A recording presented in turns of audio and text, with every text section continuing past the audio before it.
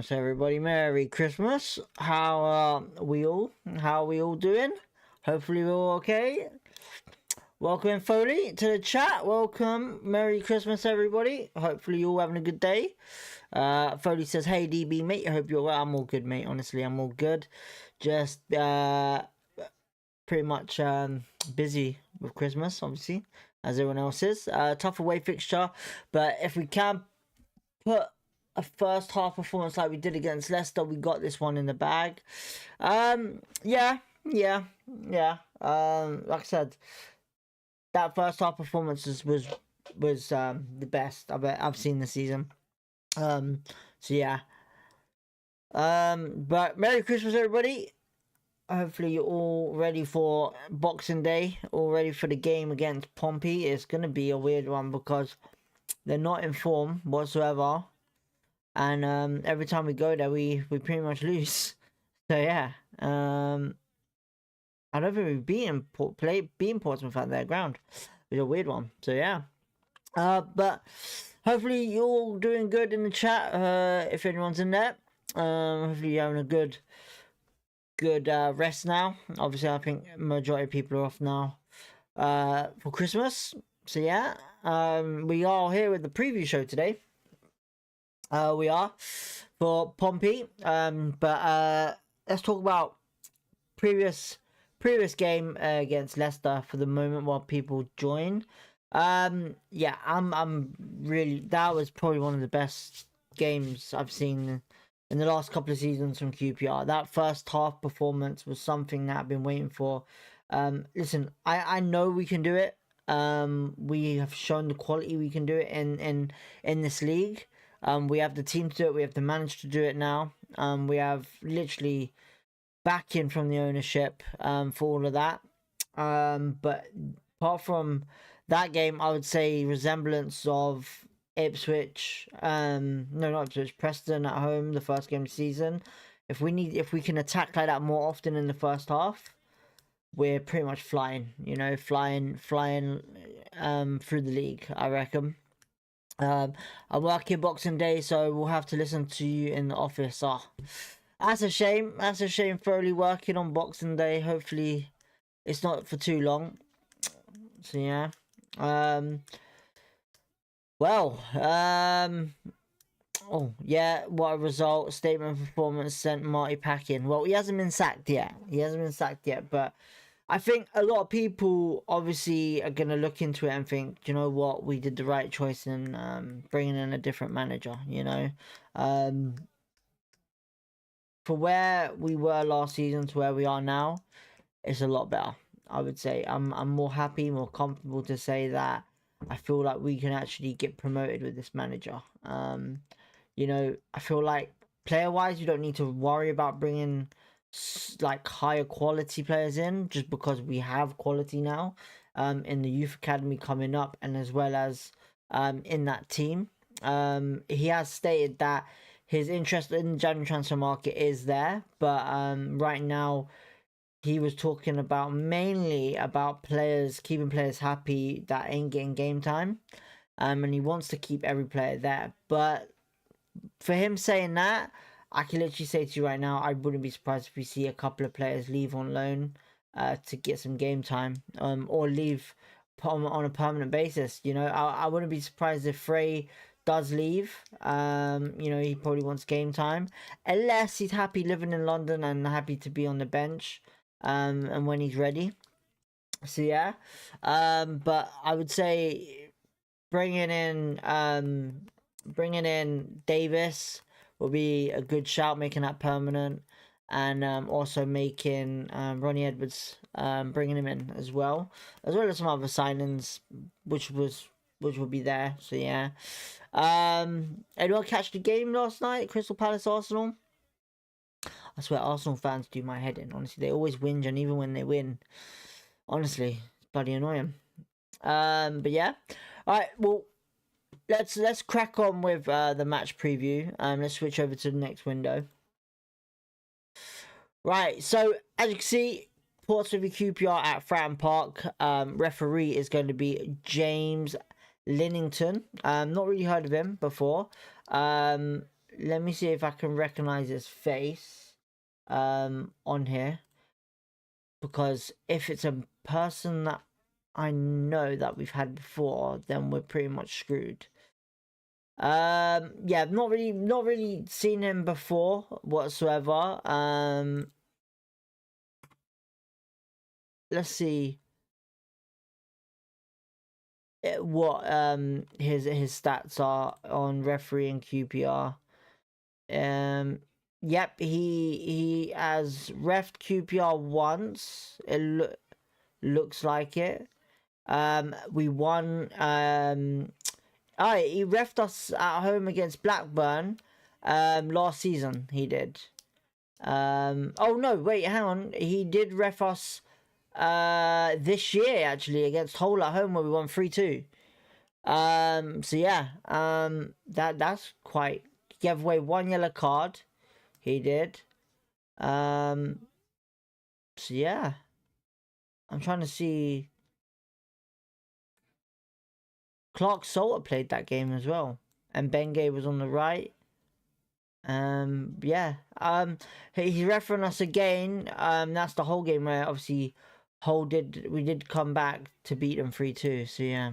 Well, that's the key referee that we've got for a Boxing Day against Portsmouth at Fratton Park. Now, like I said, we haven't beaten Portsmouth away ever. It looks like it. We've beaten them at home, but only a draw and a win. Two draws and a win, I should say, when we played them at Fratton Park. So yeah. Foley says Ron Edwards hopefully 2. Foley says yeah, it went to pens, right? Yeah, it did. It was just disappointing. I was hoping Palace would win it, but yeah. 2 draws, we've beaten them twice, they've beaten us 3 times, so technically they're in the game. They are. Portsmouth are. Would I say it's worrying? Well, yeah, obviously it can be worrying, because obviously they're at home and they have a good record against us. They do. Would I say it's going to be an easy game? I think it's going to be a lot different to what we experienced last season when we lost to them, just because of our playing style and how we're performing at the moment and where they are in terms of the league. So they are 21st. They haven't got a good form at the moment. They've lost 3 out of their 5 games by winning 1 and drawing 1. The win was against Blackburn Rovers on the 30th of December, where they beat them 2-1. The latest game was a 1-1 draw to Derby away. And the previous losses were Swansea away, Bristol City at home, and Sheffield United away. So it's going to be an interesting game. You know, in all down to it on the sheet, we should be in if we go by this season, we should be beating them the same as we should technically what we did to Leicester City.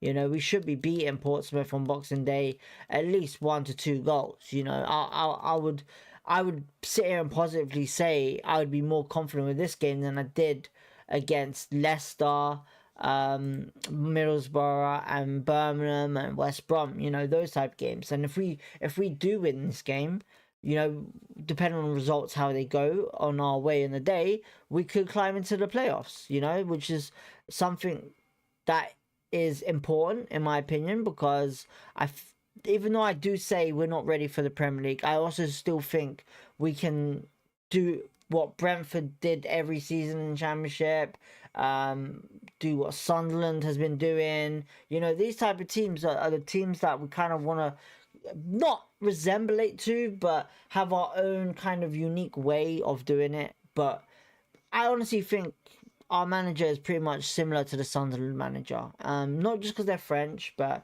because they have similar playing styles and their ability to understand tactically what they need to do to change the game if we get to a point of being 1-0 down, 2-0 down, or whatever. You know, they have proven it in games in France and that, but this is technically a different league. But he has performed above average, in my opinion, for what he's come into QPR for. You know, top 10 for me is still the top aim. But yeah, we could push definitely for playoffs for sure. We have the team for it. depending on also what we bring in January and what we let go. We'll go from there. Yeah, Portsmouth, we should definitely be beating these guys, honestly. If we don't, we get a draw, obviously away game, I'll be happy with that, but you know, we technically on paper for this season we should be beating Portsmouth away. That simple, you know. We're in pretty good form. 3 wins out of 5. Leicester was our previous game, winning 4-1 at home on the weekend. We lost to 3-1 Middlesbrough. Now with that game, like I said, I wasn't really like, yes, it's upsetting to lose, but when you lose like that, I'm not gonna whinge about it. You know, Middlesbrough outplayed us, the best team won. You know, if it was one of them games where we outperformed the team and we still lose because of mistakes at the back from defense, then, you know, I have something to say. You know, I'm gonna say something. West Brom, Birmingham, we both beat them, but obviously no clean sheets.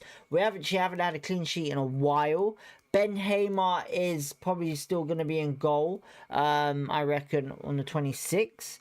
But obviously, the team that we played previously with Ben Hamer in goal and Bengay, Dunn, Clocks, or Davis all at the back, Dembele, Varane, Madsen and Sato in midfield, with Kone and Burrell up front. 2 proven goal scorers we have now. You know, Kone did score on the weekend, which was really good to see. But I think the highlight of the game was Mbengay's wonder strike. It was on the wing. Man of the match performance as well on that day, I would say. But let's move it into the game. How are we going to beat Portsmouth? Well, looking at what they do on their games, they don't really have possession-wise.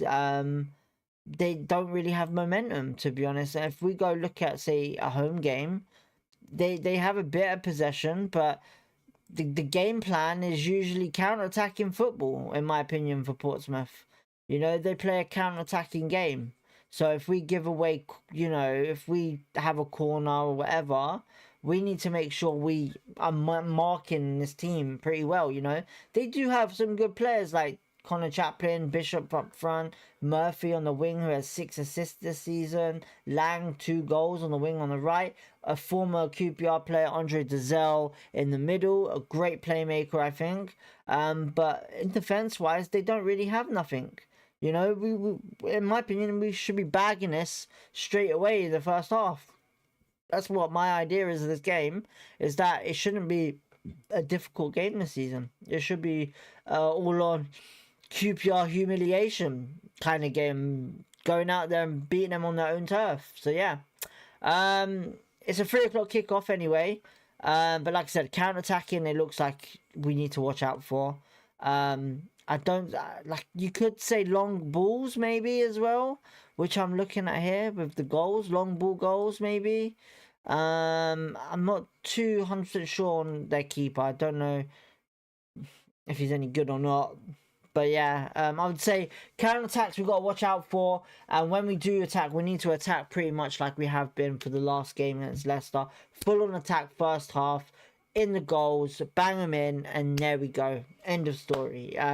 Who do I reckon we're going to play? I don't know, because we have most of our injuries are coming back now. So Harvey Vale's back from injury. We have Ilias Sher back from injury, it looks like. Sam Field is back from injury. You know, so we've got some depth in midfield and attack to say what we can do and what we need to do. You know, Poku, I'm a bit worried about, because obviously him being left out in the team. Possibilities there that it could happen, depending on obviously what happens, because Dembele's on form. You can't leave Dembele and out of form Dembele off the pitch. Also, unformed Dembele off the pitch. Sato's doing well. Madsen, Varane's doing well. Burrell is just killing it with goals and assists. Kone, well, like, Kone's been out of form, in my opinion, but obviously Leicester game was really good to see him score. Hopefully, you know, we can see 2 strikers up front that can actually both score goals in the same game. You know, technically, that's what it's meant for. You know, if you're having 2 strikers on the pitch, you know, if they haven't been involved in a goal in the sense of assists-wise and all of that, then in my opinion, it's a waste of talent to have 2 attackers up front. You know, you might as well just bring Chair in and let one of the strikers on the bench. you know, just for creativity stands. And to be honest, unless you want to do it this way, putting Madsen behind the striker and bring in Field or Kieran Morgan with Varane, maybe that might be a good shout out as well to help out with playing time with Field, Kieran Morgan, you know, some of those players. So yeah. Let's look at the comments. Anything's better than the ref we had the other week. He kept stopping play. Foley, April fixtures are in our hands. We play mostly of the top 6. Yeah, Benge actually celebrating with the fans. I like the way we attacked on the wings. Yeah, Burrell always puts in a shift. Yeah, like I said, you know, I still honestly believe we have a great team, you know, and I'm not going to say nothing bad about it because we do have a great team, you know. Cook, obviously, there's players that probably are going to be on their way out of this club soon. Let's be honest. Cook-wise, maybe, age-wise, you know, he's still technically young. And you know, a lot of people are probably going to say, nah, he's old or whatever, but technically he's still young. He's 34. You know, but injuries, in my opinion, are a thing that is going to get to him now. So, you know, that's a player that's probably going to be on their way out soon, you know. But, you know, Chair might be on his way out soon, but, you know, it's all down to, at the end of the day, if these people are going to be replaced with people brought in or from the academy, because there's a lot of young talent in that academy that is doing really well. You know, Tylen Smith's just been, it's been in for the African Cup of Nations, so that's pretty decent for us. That's an accomplishment for another player to be in there. You know, Chair has done it, so yeah. I think everyone was worried about Chair, we missing a couple of players for AFCON, but luckily enough, it's only a youngster that's pretty much gone out there, so yeah. But yeah, going back to this game, easy peasy win it should be, 100%. As you can see, the stats are there that I've put there for Portsmouth's team. Like I said, the stats are not great in my opinion for Portsmouth, so it should be in the bag on Boxing Day. So yeah, I'm going to go with a prediction of 3-0, 3-1 win. I reckon 3-1. Let's go 3-1 because I reckon they will get a goal. A 3-1 win to QPR away. Put your comments below in the comment section what you think the result's going to be. Hopefully, fingers crossed, we can get the result that we need to push up there before Christmas. Hopefully a good Christmas, well, before New Year. So yeah. But apart from that, let's talk about maybe, what should we talk about? Some signings. So, yeah, Ronnie Edwards, someone that I want to see at the club. Hopefully January we get him. 1st of January, like last year, we get him. But I also think keeper wise, if Ben Hamer is going and not staying, obviously we need to bring in that keeper, Ben Patterson, for sure. Reese says, hello mate, sorry I'm late. Listen, come on boys, you know what, you don't need to apologize all the time, you know. Listen, like, it's, if you're late, you're late, you know. But the best thing about it is you can watch it later, you know. So if you're late, you're late, you know. Don't ever apologize for coming in late, honestly, you know. I get it, I understand, but you know, it's one of them things where, you know, if you want to watch it live, cool, that's totally up to you, but you know, you can watch it later, you know. So you never need to apologize for being late, Ryan. So yeah. Jake Oxford injured again. What? He's injured again? Whoa, I didn't know about this. What? When was this announced? Jake Clark Saw. I want to see this. When was this announced?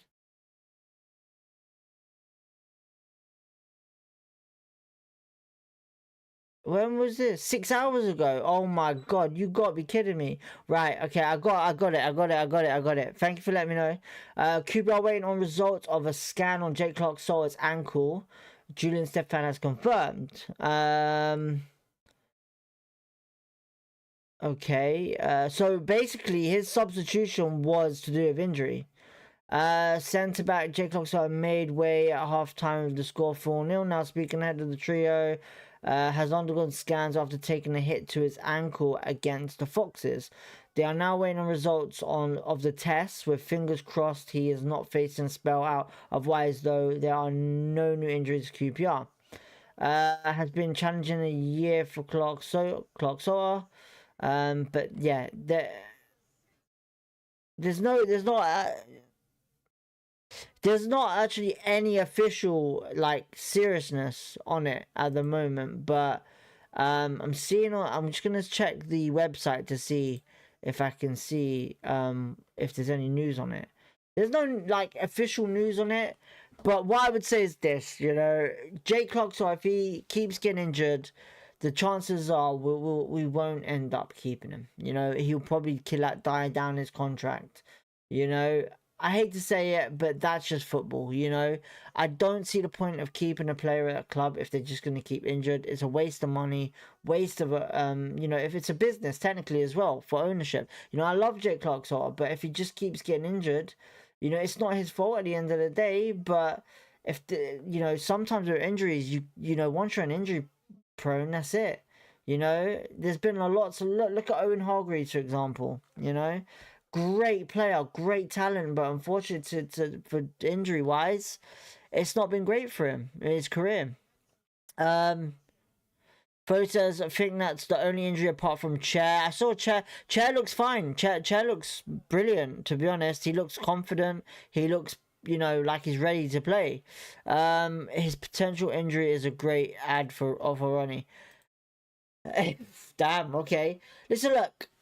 You know, we'll see what happens with the Ronnie Edwards scenario. We'll see what happens, but every fan right now wants Ronnie, and the club knows this, the ownership knows this. We want it. You know, everyone wants Ronnie because, you know, he's being mistreated at Southampton. He's not being played, but it all comes down to, can we afford him, and can we afford his wages if we're going to bring him in? If not, it's going to end up being a loan. So yeah. Same with Chair, I'd let him go in January. No. Right, that's where I'm going to disagree with you, Foley.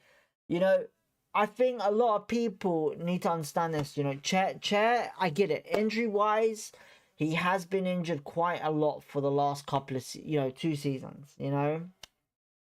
But his injury is more hamstring-wise all the time. It's either calves or hamstring. You know, he never really gets ankle injuries or whatever. His injuries are more muscular. Now, with muscular injuries, it's kind of depending on how you perform, you know. Chair, I'll be honest, when you look at Chair, right? When I see Chair, I don't know why, but I see Eden Hazard, you know. If you look at his build, right? I'm not calling Chair fat whatsoever, but if you look at Chair, I feel like he enjoys eating food. That's it, you know. I feel like he does enjoy eating food, and he doesn't really exercise or, you know, do the amount to think to, you know, to completely stay fit, you know.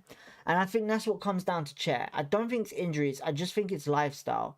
You know, I think he enjoys his food, you know, and it's not a bad thing, but I honestly think Chair, you know, looking at what he looks like in physique, he looks like he carries a bit of weight on him, you know.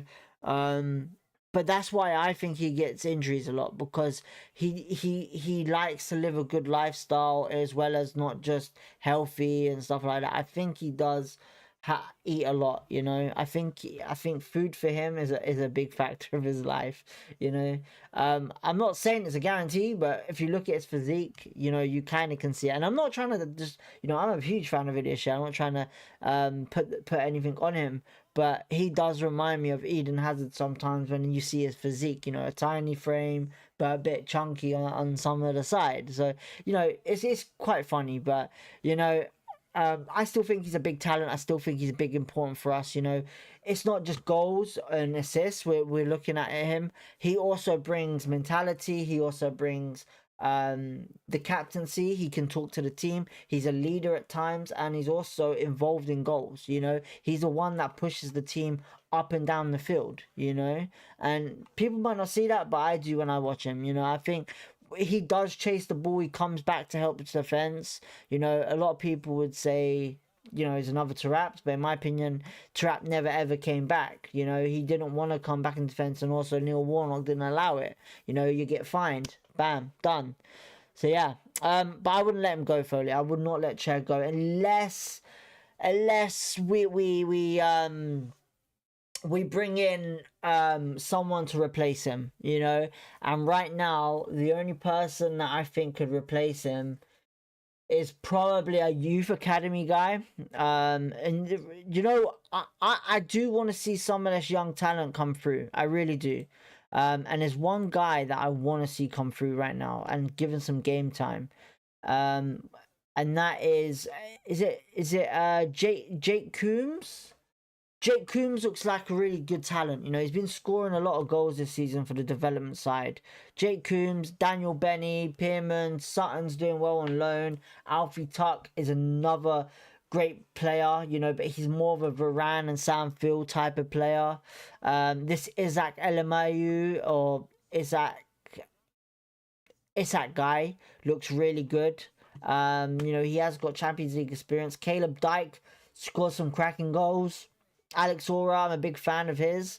Archie O'Brien, he looks very interesting.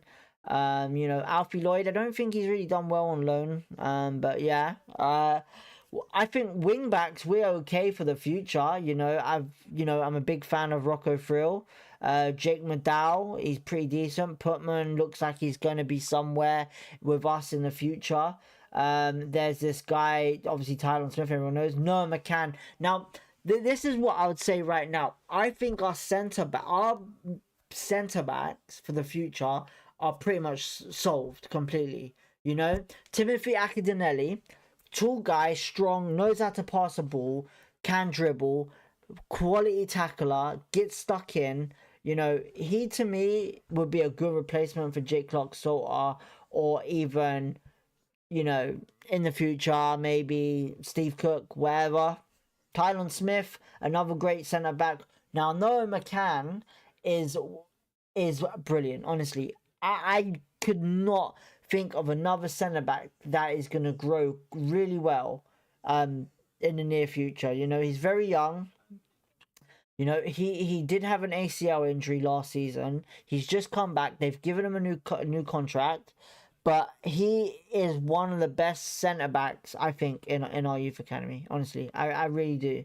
You know, I couldn't think of any other player. You know, Alfie Tuck is someone that I really want to see bring in. You know, Alfie Tuck, to me, I feel like he's ready. I feel like he's new, but I feel like the only reason why he probably won't get game time yet is because we have Kieran Morgan there. Kieran Morgan could replace Alicia, but Kieran Morgan is more of a Cole Palmer type of player, you know, someone that is relaxed on the ball. But I would say he's more of a Sam Field, to be honest. You know, Sam Field and Varane type of position wise. You know, Collie, I think Collie might leave on loan in January to get first team football, but that's only, you know, we got a lot to do. Foley says Adamson as well. Adamson, I haven't seen him play. Unfortunately, I haven't seen him play. You know, he is technically a first team player, Adamson, and I haven't seen him play. So I don't know what's going on with him, you know. He's made 2 appearances apparently this season. Minutes played 46. Jules 1-4, 1 clearance. You know, he's got a good pass completion rate. Good successful short passes. So yeah, I don't, unless we play him soon, I don't know why. I don't know what's wrong with him, unless someone can tell me if anyone knows any information on him. So yeah. Jalen Pearman is a good talent. Do you know what? Pearman is very good at, you know, I thought Pearman was more of a winger, but everyone's telling me he could actually play in that middle, attacking middle with Daniel Benny, either behind, you know, him behind Daniel Benny or someone like that. So yeah, but yeah, we'll see what happens with the future. You know, I think we're okay for now. You know, you got to remember Harvey Vale's still young. He's still a young talent. You know, we got a lot of young talent there to say, you know, we could put someone on the bench if someone gets injured. So go from there. So yeah. But we're gonna leave it there. We're getting to the 31-minute mark. I would go longer, but it's Christmas Eve, and I know you guys are probably wanting to get down the pub or have a drink or something like that for Christmas. So yeah, we'll leave it there. We'll be back obviously on Boxing Day. What time is kickoff? 3 o'clock. We might come on a little earlier, see how everyone is, see how I am, to be honest, if I can get on earlier, if I'm not carrying a hangover.